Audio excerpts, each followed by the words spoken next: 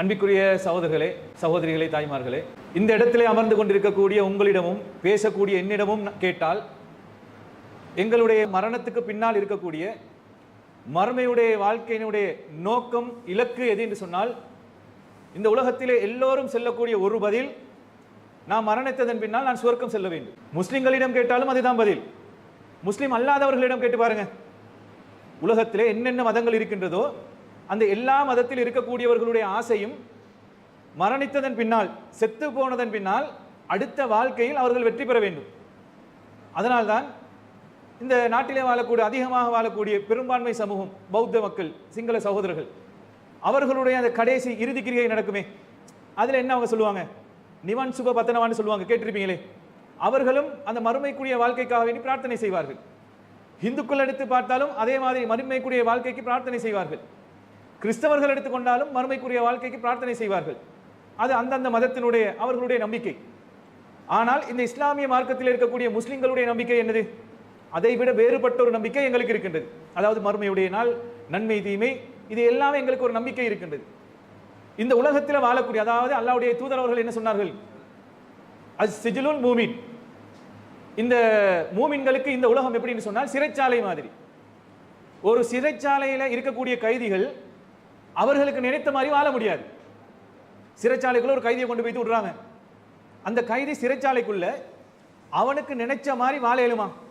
அவனுக்கு நினைச்ச மாதிரி வெளியில வரவும், அவனுக்கு நினைச்ச டைமுக்கு வெளியில வந்து உள்ளுக்கு போகவும், நினைச்ச நேரம் யாரோடையாவது பேசவும், நினைச்ச நேரம் தூங்குறதுக்கும் அப்படி இயலாது. அந்த சிறைச்சாலைக்கு சொல்லி, அந்த பிரிஷனுக்கு சொல்லி ஒரு சட்டத்திட்டம் இருக்குது. அப்போ ஒரு சிறைச்சாலையில் ஒரு கைதி எப்படி இருப்பானோ, எந்த ஷெட்யூலுக்கு கீழே அவன் இயங்குவானோ, அது மாதிரி ஒரு மூமின், ஒரு முஸ்லீம் இந்த உலகத்தில் சிறைச்சாலைக்குள்ள இருக்கக்கூடிய ஒருத்தன மாதிரி தான் வாழும். அந்த வாழ்றதுக்குரிய ஷெட்யூல், சட்டத்திட்டத்தை யார் தந்திருக்கிறது? அல்லாஹு தாலாவுடைய வேதம், அல்லாஹ்வுடைய தூதருடைய வாழ்க்கை வழிமுறை. அதை தாண்டி எங்களுக்கு நினைச்ச மாதிரி யாருமே வாழ முடியாது. அதுக்கேற்ற மாதிரி வாழ வேண்டும். வாழும்போது எங்களுடைய நோக்கம் அந்த மறுமையுடைய வாழ்க்கையிலே வெற்றி பெற வேண்டும் என்ற ஒரு நோக்கத்தோடு வாழ வேண்டும். இப்படி வாழ்ந்த இந்த இடத்துல நிறைய இளைஞர்களும் யுவதிகளும், குறிப்பிட்ட சில தாய்மார்கள் இருக்கிறீங்க. அப்படி வாழ்ந்த சில நபி தோழியர்களும் நபி தோழர்களுடைய வரலாறை எடுத்து பாருங்க. முழுக்க முழுக்க அவர்கள், அதனால் இந்த தலைப்பை எடுத்தது என்று சொன்னால், சுவர்க்கத்துக்குரியவர்களும் சுவர்க்கத்துக்கு ஆசைப்பட்டவர்களும். அவர்களுடைய வாழ்க்கை முழுக்க முழுக்க சுவர்க்கத்தை நோக்கமாக கொண்டே அமைந்திருந்ததை பார்க்கிறோம். அந்த சுவர்க்கத்தை அடைந்து கொள்வதற்காக வேண்டி எதை வேண்டுமென்றாலும் இழக்கலாம், எதை வேண்டுமென்றாலும் தியாகம் செய்யலாம் என்ற அளவுக்கு வாழ்ந்தார்கள். அதுல பாருங்க, அல்லாஹ்வுடைய தூதர் நபிகள் நாயகம் ஸல்லல்லாஹு அலைஹி வஸல்லம் அவர்கள் மிஹ்ராஜுடைய பயணத்துக்கு போறாங்க தானே. மிஹ்ராஜுடைய பயணத்துக்கு அல்லாஹ்வுடைய தூதர் போகும்போது அல்லாஹ்வுடைய தூதருக்கு சொர்க்கம், நரகம் எல்லாமே எடுத்து காட்டப்பட்டுச்சு. அல்லாஹ்வுடைய தூதர் அவர்கள் ஜிப்ரீல் அலைஹிஸ்ஸலாம் அவர்கள் அந்த மிஹ்ராஜுடைய பயணத்துக்கு அழைத்து செல்லும் போது அல்லாஹ்வுடைய தூதர் அவர்களுக்கு சொர்க்கத்தை எடுத்து காட்டப்பட்டுச்சு, நரகத்தை எடுத்து காட்டப்பட்டுச்சு, நரகத்தில் நடக்கக்கூடிய தண்டனைகள் எடுத்து காட்டப்பட்டுச்சு, சொர்க்கத்தினுடைய இன்பங்கள் எடுத்து காட்டப்பட்டுச்சு, சொர்க்கத்தில் இருக்கக்கூடியவர்களுடைய சிலரை அல்லாஹ் தஆலா எடுத்து காட்டினான் அல்லாஹ்வுடைய தூதருக்கு. நரகத்தை காட்டும் போது அல்லாஹ்வுடைய தூதர் சொன்னாங்க, திரும்பி இந்த பூமிக்கு வந்ததன் பின்னால் ஒரு பெருநாள் உரை நிகழ்த்தும் போது பெண்களுடைய பகுதியிலே உரை நிகழ்த்துகிறார்கள். அந்த நேரத்தில் அல்லாஹ்வுடைய தூதருக்கு நரகம் காட்டப்பட்டதன் காரணமாக, நரகத்திலே மக்கள் எப்படி இருப்பார்கள் என்று காட்டப்பட்டதன் காரணமாக அல்லாஹ்வுடைய தூதர் என்ன சொன்னாங்க? பெண்களை பார்த்து சொல்றாங்க, யா மஹ்ஷரன் நிசா, பெண்களே, தசத்தக்ன, நீங்கள் அதிகமாக தர்மம் செய்து கொள்ளுங்கள். இன்னி உரித்துக்குன்ன அக்ஸரமின் அகலினார், உங்களை தான் நான் நரகத்திலே அதிகமாக கண்டேன் என்று அல்லாஹ்வுடைய தூதர் சொல்றாங்களே. சொல்றேன்னு சொன்னா எடுத்து காட்டப்பட்டுச்சு, நரகத்தில் பெண்கள் தான் அதிகமாக இருந்தார்கள். நீங்க அந்த நரகத்திலிருந்து பாதுகாத்துக் கொள்வதற்காக வேண்டி அதிகமாக தர்மம் செய்து கொள்ளுங்கள் என்று அல்லாஹ்வுடைய தூதர் சொல்றாங்கன்னா அந்த நரகம் காட்டப்பட்டுச்சு. அதே மாதிரி சொர்க்கம் காட்டப்பட்டுச்சு, சொர்க்கத்துக்குரியவர்கள் யார் என்று காட்டப்பட்டுச்சு. அதன் பின்னால் அல்லாஹ்வுடைய தூதர் பூமிக்கு வராங்களே, வந்ததன் பின்னால் அந்த சொர்க்கத்துக்கு, அதாவது சொர்க்கத்தில் அல்லாஹ்வுடைய தூதருக்கு எடுத்து காட்டப்பட்டவர்கள் எல்லோருமே பூமியில் உயிரோடு வாழ்ந்து கொண்டிருக்கிறாங்க. எப்படியாப்பட்ட ஒரு சந்தோஷம் பாருங்களேன். நான் பேசக்கூடிய நானாக இருந்தாலும், கேட்கக்கூடிய நீங்களாக இருந்தாலும், உள்ளத்தால் ஆசைப்படுறேன் தானே. நான் செய்யக்கூடிய அமலை வச்சு, நீங்க செஞ்சு கொண்டிருக்கக்கூடிய அமலை வச்சு, நான் இன்னும் என்ன அமலை செய்கிறேன், ஏதோ ஒரு அளவுக்கு என்னுடைய நன்மைகள் அதிகமாக இருக்கும், நானும் சொர்க்கத்துக்குரியவனா இருப்பேனோ என்று நினைச்சு எங்களுடைய வாழ்க்கையை கேள்விக்குறியாக வைத்துக் கொள்ளலாம். உண்மையிலே நாம் சொர்க்கவாதிகளா நரகவாதிகளா என்று இறைவன் முடிவு செய்வான். ஆனால் உலகத்தில் வாழ்ந்து கொண்டு இருக்கும் போதே அல்லாஹ்வுடைய தூதருக்கு சுவர்க்கத்தில் சிலரை எடுத்து காட்டுகிறான். அவர்கள் உலகத்தில் உயிரோடு வாழ்ந்து கொண்டிருக்கிறார்கள். எப்படியாப்பட்ட ஒரு சந்தோஷம் பாருங்களேன், எப்படியாப்பட்ட ஒரு வாழ்க்கைன்னு பாருங்களேன். அப்ப அவர்கள் எடுத்து காட்டப்பட்டதுக்கு சில காரணங்கள் இருக்குது. சிலருடைய காரணங்கள் அல்லாஹ் எந்த ஒரு செய்தியிலும் அல்லாஹ் தஆலா குர்ஆன்ல சொல்லவும் இல்லை. எந்த ஒரு ஹதீஸ்லும் விளக்கம் இதற்காக வேண்டிதான் இவருக்கு சொர்க்கம் வழங்கப்பட்டுச்சு என்ற விளக்கம் கிடையாது. ஆனால் அவர்களுடைய வாழ்க்கை இருக்கின்றதே, அந்த வாழ்க்கையை எடுத்துக்கொண்டால் அடிப்படை விளங்குது என்னது? இவர்கள் இந்த மார்க்கத்துக்காக வேண்டி, இந்த கொள்கைக்காக வேண்டி, இறைவனுக்காக வேண்டி, தூதருக்காக வேண்டி, நாளை மறுமையில சொர்க்கத்துக்காக வேண்டி அவர்களுடைய வாழ்க்கை ஒட்டுமொத்தமாக அர்ப்பணித்தவர்கள் என்றதை விளங்குது. அதுலயும் பாருங்க, அதுக்கு போவதற்கு முன்னால் சொர்க்கத்துக்குரியவர்கள் என்று அல்லாஹ்வுடைய தூதருடைய மனைவியை பற்றி ஒரு நன்மாராயம் கூறப்படுது. எங்கள் எல்லோருக்கும் தெரியும், அல்லாஹ்வுடைய தூதருடைய மிகவும் நேசத்துக்குரிய அல்லாஹ்வுடைய தூதருடைய முதல் மனைவி கதீஜா ரலியல்லாஹு அன்ஹா அவர்கள். கதீஜா ரலியல்லாஹு அன்ஹா அவர்களை அல்லாஹ்வுடைய தூதர் அவர்கள் நேசித்தது போல வேற எந்த ஒரு மனைவியும் அல்லாஹ்வுடைய தூதர் நேசிக்கல. அதுக்கு பின்னால பல திருமணங்கள் முடிக்கிறாங்க தானே, கிட்டத்தட்ட 11 மனைவிமார்கள். 2 பேர் மரணிச்சதன் பின்னால் சமகாலத்தில், அதாவது அல்லாஹ்வுடைய தூதருடைய வாழ்க்கையில சமகாலத்தில் 9 மனைவிமார்கள் உயிரோடு வாழ்ந்தாங்க.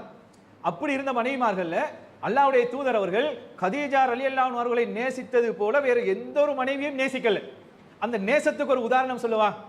ஆயிஷா ரலியல்லாஹு, அல்லாஹ்வுடைய தூதருடைய மனைவிமார்களே வயது குறைந்த அழகான அறிவுள்ள மனைவி யாருன்னு கேட்டா ஆயிஷா ரலியல்லாஹு அன்ஹா அவர்கள். மனைவிமார்களே ஆகவும் இளைய சின்ன வயசுல இருக்கக்கூடிய மனைவி ஆயிஷா ரலியல்லாஹு அன்ஹா தானே. அவங்களோட வீட்டில் அல்லாஹ்வுடைய தூதர் இருக்கிறாங்க. கதீஜா ரலியல்லாஹு அன்ஹா அவர்களுக்கு ஒரு சகோதரி இருந்தாங்க, ஹாலான்னு சொல்லக்கூடிய ஒரு சகோதரி. ஆயிஷா ரலியல்லாஹு அன்ஹா அவருடைய வீட்டில் அல்லாஹ்வுடைய தூதர் இருக்கும்போது கதீஜா ரலியல்லாஹு அன்ஹா அவர்கள் மரணித்ததன் பின்னால் இந்த ஹாலான்னு சொல்லக்கூடிய கதீஜா ரலியல்லாஹு அன்ஹா அவருடைய மனைவி அல்லாஹ்வுடைய தூதருடைய வீட்டுக்கு வராங்க. வந்து வீட்டுக்குள்ள வரும்போது அனுமதி கேட்பாங்களா இல்லையா சலாம் சொல்லி, இந்த ஹாலான்னு சொல்லக்கூடிய கதீஜா ரலியல்லாஹு அன்ஹா அவருடைய தங்கச்சி சகோதரி அனுமதி கேட்கிறாங்க. கேட்ட உடனே வீட்டுக்குள்ள இருந்த அல்லாஹ்வுடைய தூதர் என்ன தெரியுமா நினைக்கிறாங்க? என்னுடைய கதீஜா தான் உயிரோடு வந்துட்டாங்களோ என்று சொல்லி எடுத்த உடனே அல்லாஹும்ம ஹாலான்னு சொல்றாங்க. யா அல்லாஹ், இது ஹாலாவாக இருந்துடட்டுமே. மனைவி மௌத்தா போய்த்தாங்க, அடக்கி எல்லாம் முடிஞ்சு, கதை முடிஞ்சு. ஆனா அல்லாஹ்வுடைய தூதருடைய உள்ளத்துல அவங்க அந்த வாழ்ந்து கொண்டிருக்க அந்த பாசம், அந்த எண்ணம் எப்படி, அந்த ஞாபகம் இன்னும் விட்டு போகல. உடனே அல்லாஹ்வுடைய தூதர் என்ன செய்ய, அல்லாஹும்ம ஹாலா, இது ஹாலாவாக இருந்துடட்டுமே எனக்கு சொல்றாங்க. உடனே பக்கத்தில் இருந்தது யாரு? ஆயிஷா ரலியல்லாஹு அன்ஹா அவர்கள். பெண்களுக்கு அல்லாஹ்வுடைய தூதருடைய மனைவியாக இருந்தாலும் யாராக இருந்தாலும் பெண்களுக்கு இயற்கையாக இருக்கக்கூடிய ஒரு குறை என்ன தெரியுமா? பொறாமை. அங்கேயும் இருந்துச்சு, இங்கேயும் இருந்துச்சு. சும்மா ரோட்ல போகல, நீங்க கொஞ்சம் திரும்பி பாருங்க, உங்களோட மனைவி இல்லாம வேற ஒரு மனைவியை அன்றைக்கு வீட்டுக்கு போனீங்கன்னா உங்களோட கதை கந்தல். அது பெண்கள்கிட்ட இருக்கிறது. அப்படி பொறாமை இருக்க வைத்து தானே அல்லாஹ் தாலாவே அல்லாஹ்வை கண்டிக்கிற அளவுக்கு குர்ஆன் வசனம் இறங்கிச்சு. தேன் விஷயம் தெரிந்தானே, நேரம் போது, அதனால அதெல்லாம் விளக்கப்படுத்தல. தேன் விஷயத்துல அல்லாஹ் தாலா அல்லாஹ்வுடைய தூதரை கண்டிக்கிறானே, யா அய்யுஹன் நபியு லிம துஹர்ரிமு மா அஹல்லல்லாஹு லக தப்தகி மர்லஅத அஸ்வாஜிக என்ற வசனம் வருது. அல்லாஹ்வுடைய தூதரை கண்டித்த வசனம். அல்லாஹ்வுடைய தூதர் அல்லாஹ் தாலாவை கண்டிக்கிற அளவுக்கு வைஃப்மார் 2 பேர் சேர்ந்து சதி செஞ்சாங்களா இல்லையா? ஏன் பொறாமை? ஒரு மனைவிட்ட வீட்டுக்கு போறது இன்னொரு மனைவிக்கு பிடிக்கல. அப்ப இது வருமா இல்லையா? இப்படி ஒன்று அந்த இடத்துல வருது. வந்த உடனே ஆயிஷா ரலியல்லாஹு அன்ஹா கோவப்பட்டு சில வாசகங்களை சொல்றாங்க. அந்த வாசகத்துல ஒன்று என்னது தெரியுமா? கன்னங்கள் சிவந்த, தாடைகள் சுருங்கி போன ஒரு குறைசி கிழவி, வயசு போன கிழவி தானே சொல்லும், குறைசி வயசு போன ஒரு கிழவிய இன்னும் நீங்க நினைச்சு கொண்டிருக்கிறீங்கன்னு சொல்லி ஆயிஷா ரலியல்லாஹு அன்ஹா அவர்கள் அல்லாஹ்வுடைய தூதரிடம் கேட்கிறாங்கன்னு சொன்னா, எந்த அளவுக்கு அல்லாஹ்வுடைய தூதர் கதீஜா ரலியல்லாஹு அன்ஹா அவர்கள் நேசிச்சிருப்பாங்க. இந்த நேசத்துக்கு காரணம் என்ன தெரியுமா? முதல் மனைவி அல்லாஹ்வுடைய தூதருக்கு ஆரம்பத்தில் இந்த தௌஹீத் ஏகத்துவத்தை பிரச்சாரம் செய்றாங்களே, பிரச்சாரம் பண்ணும்போது ஆரம்பத்தில் வரக்கூடிய எல்லா பிரச்சனைகளுக்கும் உறுதுணையாக இருந்தது இந்த கதீஜா ரலியல்லாஹு அன்ஹா அவர்கள். எல்லா பிரச்சனைக்கும் சப்போர்ட்டா இருந்தவங்க. அதுக்கு பின்னால வந்த மனைவிமார்கள் வரும்போது அல்லாஹ்வுடைய தூதருடைய வாழ்க்கை ஒரு செட்டில்மெண்ட்டுக்கு வந்துட்டு, பிரச்சனை இல்லை, அடிதடி இல்லை, கொல்ல வரல, இப்படி ஒரு நிலைமைக்கு வந்துட்டு. ஆனா கதீஜா ரலியல்லாஹு அன்ஹா அவர்களை மரணிப்பதற்கு முன்னால் வரக்கூடிய எல்லா பிரச்சனைகளையும் அவங்க சகிச்சு கொண்டு அல்லாஹ்வுடைய தூதருக்கு சப்போர்ட்டா இருந்தாங்களே, உறுதுணையா இருந்தாங்களே, இது ஒன்றுதான் காரணம். இதற்கு அல்லாஹ் தஆலா கொடுத்த பரிசு என்ன தெரியுமா? ஒரு தடவை ஜிப்ரீல் அலைஹிஸ்ஸலாம் அவர்கள் அல்லாஹ்வுடைய தூதரிடம் வராங்க. கதீஜா ரலியல்லாஹு அன்ஹா மரணிக்கிற முதல் கதீஜா ரலியல்லாஹு அன்ஹா வீட்டில் அல்லாஹ்வுடைய தூதர் இருக்கிறாங்க. ஜிப்ரீல் அலைஹிஸ்ஸலாம் அவர்கள் கதீஜா ரலியல்லாஹு அன்ஹா வீட்டுக்கு வராங்க. வந்து சொல்லக்கூடிய வாசகத்தை பாருங்க, எப்படி சந்தோஷமான ஒரு செய்தின்னு பாருங்க. புகாரில வரக்கூடிய ஒரு செய்தி. ஜிப்ரீல் அலைஹிஸ்ஸலாம் அவங்க வராங்க, வந்து அல்லாஹ்வுடைய தூதரிடம் சொல்றாங்க, கால அத்தா ஜிப்ரீலு நபியு ஸல்லல்லாஹு அலைஹி வஸல்லம், நபி ஸல்லல்லாஹு அலைஹி வஸல்லம் அவர்களிடம் ஜிப்ரீல் அலைஹிஸ்ஸலாம் வராங்க. வந்து சொல்றாங்க, ஃபகால யா ரசூலுல்லாஹ் ஹாதிஹி கதீஜத்து கத் அதாத மாஹா இனாஉன் ஃபீ இதாமுன் அவ் தஆமுன் அவ் ஸராபுன். அல்லாஹ்வுடைய தூதரே, உங்களிடம் இப்ப கதீஜா ரலியல்லாஹு அன்ஹா அவர்கள் உங்களுக்கு சாப்பிடுவதற்கு உணவோ பாத்திரமோ எடுத்துக்கொண்டு உங்ககிட்ட என்ன செய்வாங்க? அவங்க வருவாங்க. அவங்ககிட்ட சொல்லுங்க, ஃபைதா ஹி தத்க ஃபக்ரா அலைஹிஸ்ஸலாம் மின்னி மின் ரப்பிஹா வ மின்னி. உங்களிடம் வரக்கூடிய கதீஜா ரலியல்லாஹு அன்ஹா சொல்லுங்க, நானும் என்னுடைய இறைவனும் ரப்பும் அவர்களுக்கு சலாம் சொன்னதாக. உலகத்தில் ஒரு பெண்ணுக்கு அல்லாஹ் தஆலா சலாம் சொல்லி அனுப்பின ஒரு பெண் இருக்குமாக இருந்தால் கதீஜா ரலியல்லாஹு அவர்கள். ஜிப்ரீல் அலைஹிஸ்ஸலாமிடமிருந்து வஹி வருது, தூது வருது. அல்லாஹ் தஆலா சொல்லி அனுப்புறான், ஜிப்ரீலே நான் சலாம் சொன்னதாக கதீஜா ரலியல்லாஹு அவர்களுக்கு சொல்லுங்க சொல்லிட்டு அந்த ஜிப்ரீல் அலைஹிஸ்ஸலாம் அவர்கள் அதோட சேர்த்து என்ன சொல்றாங்க தெரியுமா? பபஷர்ஹா பைதி ஃபி ஜன்னதி மின் ஹஸபி லா ஸஹப ஃபி வலா நஸப. அந்த கதீஜாவுக்கு சொல்லுங்க அல்லாஹ்வுடைய தூதரே, கதீஜா ரலியல்லாஹு அவர்களுக்கு அல்லாஹ் தஆலா சொர்க்கத்தில் ஒரு மாளிகை ஏற்பாடு பண்ணியிருக்கிறான். எப்படியாப்பட்ட மாளிகை? முத்தாலான மாளிகை, தனி முத்தாலான ஒரு மாளிகை கதீஜாவுக்கு ஏற்பாடு செய்யப்பட்டிருக்குது. அது எப்படி இருக்குன்னு தெரியுமா? கூச்சல் சத்தம் இருக்காது. கூச்சல் வைக்கக்கூடிய சத்தங்கள் இன்றைக்கு வீடுகள் இருக்குமே, சத்தம் காதுக்கு கேட்க முடியாத, அப்படி கேட்டா எரிச்சல் வரக்கூடிய இப்படியான சத்தங்கள் இருக்காது. கூச்சலோ சத்தமோ ஒண்ணுமே இல்லாத முத்தாலான ஒரு மாளிகையை கதீஜாவுக்காகவே நீ இறைவன் தயார் செய்து வைத்திருக்கிறான் என்ற செய்தியை கதீஜா ரலியல்லாஹு அவர்கள் அல்லாஹ்வுடைய தூதருடைய வீட்டில் இருக்கும்போது அல்லாஹ்வுடைய தூதருக்கு ஜிப்ரீல் அலைஹிஸ்ஸலாம் வந்து சொல்றாங்கன்னா, சொர்க்கத்துக்குரியவர்கள். எப்படியாப்பட்ட வாழ்க்கையே தியாகம், நோக்கம் அதுதானே, டார்கெட் சொர்க்கம் தானே. அந்த சொர்க்கத்தை உலகத்தில் வாழும்போது அடைந்து கொண்டு, அது மட்டும் இல்லாமல் சொர்க்கம் மட்டும் என்று சொல்லல, சொர்க்கத்தில் முத்தாலான ஒரு மாளிகை இருக்கின்ற நற்செய்தி வருகிறது என்று சொன்னால் சொர்க்கத்துக்குரிய பெண்ணா இல்லையா? அப்ப கதீஜா ரலியல்லாஹு அவர்களுடைய வாழ்க்கையில எப்படியாப்பட்ட ஒரு முன்மாதிரி எங்களுக்கு இருக்கின்ற யோசிச்சு பாருங்க.